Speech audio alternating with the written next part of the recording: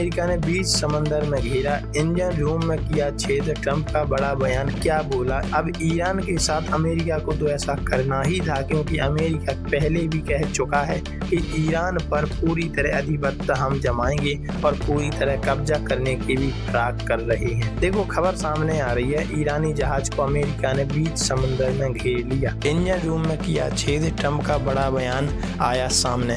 Oman की खाड़ी में अमेरिका ने एक ईरानी झंडे वाले कार्गो जहाज को जब्त करने का दावा किया है, जिसे अमेरिकी नौसेना ने हार्मुज जल डमरूबंद के पास रोक दिया। खाड़ी क्षेत्र में तनाव एक बार फिर चरम पर पहुंच चुका है और पहुंचना ही था, क्योंकि कहा जाए तो ये सीज फायर होने का बिल्कुल सवाल पैदा नहीं होता।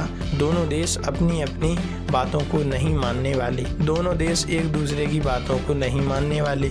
अमेरिकी राष्ट्रपति ट्रंप ने सोमवार को जानकारी दी कि ओमान की खाड़ी में अमेरिकी नौसेना ने एक ईरानी मालवाहक जहाज को रोकने के बाद अपने कब्जे में ले लिया। इस कार्रवाई के बाद ईरान ने इसे सशस्त्र डकैती करार देते हुए अमेरिका को अंजाम भुगतने की चेतावनी भी दी। चेतावनी नहीं मानी तो उड़ा दिया इंजन रूम। राष्ट्रपति ट्रंप के मुताबिक अमेरिकी गाइडेड मिसाइल डिस्ट्रॉयर ने ईरानी जहाज को रुकने की साफ चेतावनी दी थी। जब ईरानी क्रू ने इस चेतावनी को अनसुना कर दिया और हार्मुज जल डमरूबंद के पास लगी अमेरिकी नाकेबंदी को तोड़ने की कोशिश की, तो अमेरिकी नौसेना ने सख्त कार्रवाई की। ट्रंप ने बताया कि जहाज को रोकने के लिए उसके इंजन रूम में सुराख कर दिया गया, जिसके बाद जहाज रुक गया। विशालकाय तोस्का अब यूएस मरीन के कब्जे में। अमेरिकी राष्ट्रपति ने दावा किया कि तोस्का की लंबाई लगभग 900 फीट है और इसका इंजन और इसका वजन किसी विमान वाहक पोत के बराबर है। ट्रंप ने अपने ट्रूथ सोशल पोस्ट में लिखा कि तोस्का अपनी पिछली अवैध गतिविधियों के कारण पहले से ही अमेरिकी ट्रेजरी के प्रतिबंधों के दायरे में है। अभी अब पूरी तरह से हमारे कब्जे में है और हम जांच कर रहे हैं इसे क्या लदा है। MarineTraffic.com के अनुसार तोस्का एक कंटेनर जहाज है जो ईरानी झंडे के साथ चल रहा था। कुछ घंटों पहले तक इसकी लोकेशन अरब की खाड़ी में देखी गई थी।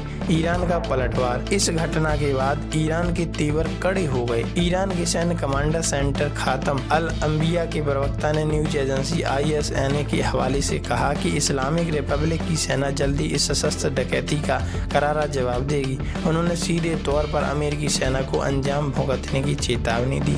शांति वार्ताओं पर संकट के बादल।